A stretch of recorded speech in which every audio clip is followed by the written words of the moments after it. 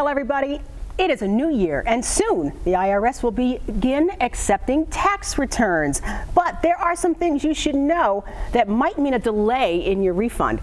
We have Lorraine Bonner from H&R Block, a 17-year vet doing taxes, is here to talk about this and what else is on the table this new tax season. Good morning, Lorraine. Nice to have you here. Good morning. Good to be here. It's going to be progressively getting busier for you this time of year, right? Yes, it will. Let's talk about a new law which requires the IRS to hold the entire refund for some taxpayers, hold that entire refund for returns until February 15th. That's correct.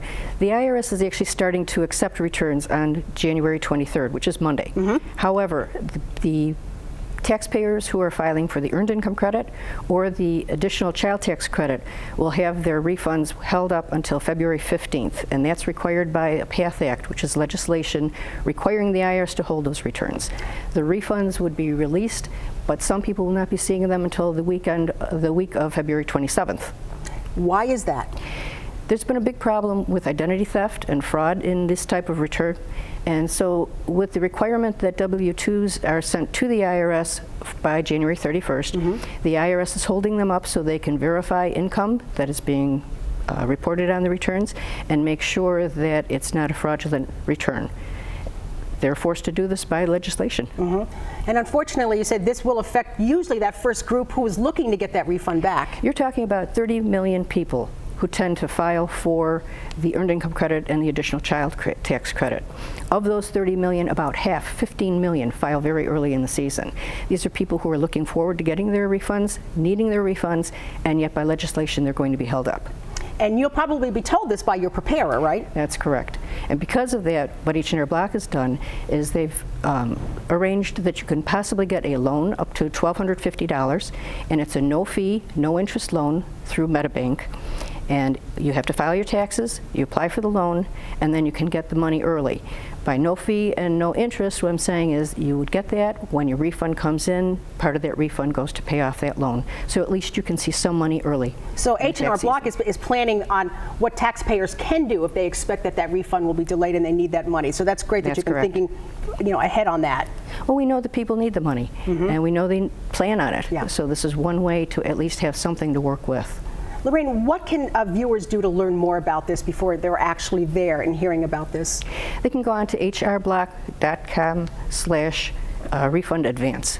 The product is called the Refund Advance, and it tells you about how you can go about doing that.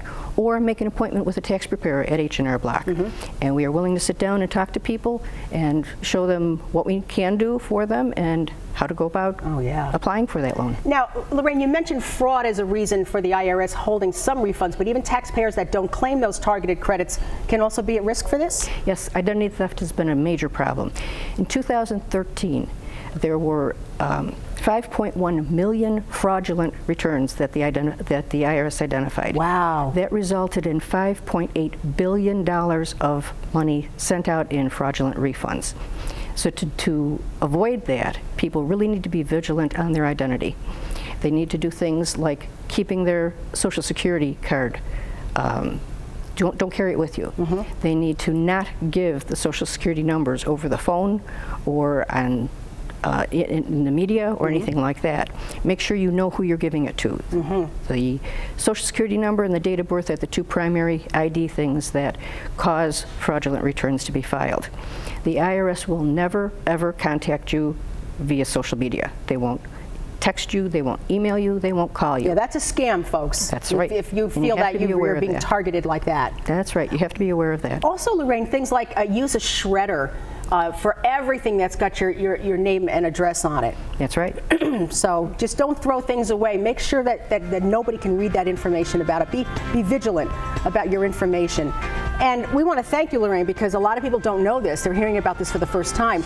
But even if you have questions about the health insurance penalty, it's still out there. And what about penalties if you don't have health insurance? H&R Block, your folks here can answer all those questions. So by all means, call them, 1-800-HR-BLOCK.